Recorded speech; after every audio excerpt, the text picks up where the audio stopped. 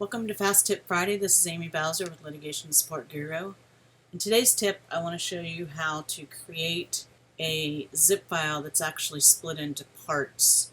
In this example, I have a PDF file that's 42 megabytes in size. That might be too large for you to email to someone else.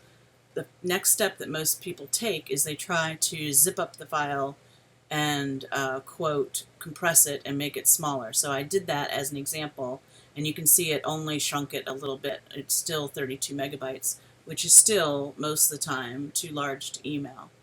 So in this example, I'm going to, since I already have a zip file named this, and since we're going to end up extracting this same file, I don't want to have duplicates, so I'm going to do all my work in this folder. So we're going to right-click on the PDF that we need to split, and we're going to choose 7-zip and then Add Archive.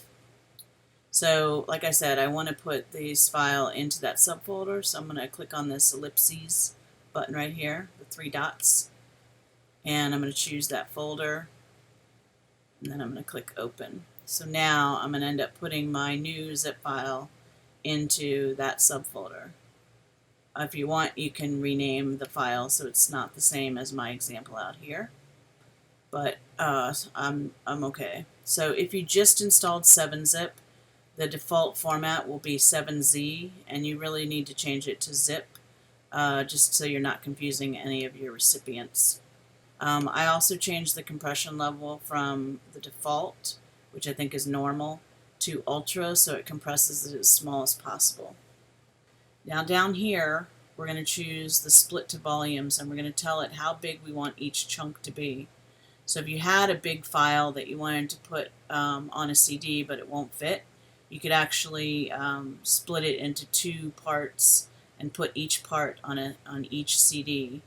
And then you'd have to explain to the person on the other end how to put it back together. So we're going to choose 10 megabytes. So we have a 40 meg file. We're going to split into 4 parts. So we're going to choose 10 megabytes and we're going to click OK.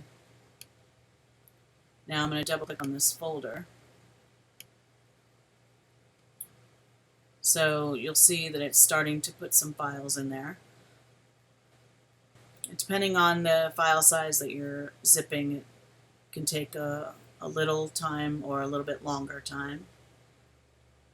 So notice that each file has a suffix of 0.001, 2, 3, and 4. If you ever receive files that look like that, that's a clue that these are all connected in some way. So the opposite of that you need to tell the person on the other end. So now you have files that are easily small enough to email. So you could just email, put in the subject line 1 of 4, 2 of 4, 3 of 4, 4 of 4. Then what you want to do is you want to tell the person on the other end to make sure they extract the zip file from the first file. The first file is the one that knows there's other files and there's other parts to it.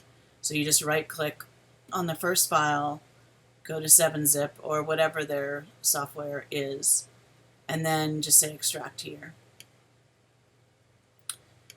And now that zip file, the original 42 meg PDF file, it was actually split across 4 files, and by extracting it, it's back to being 1 file. So that's it for today's tip. I hope you can put this to good use.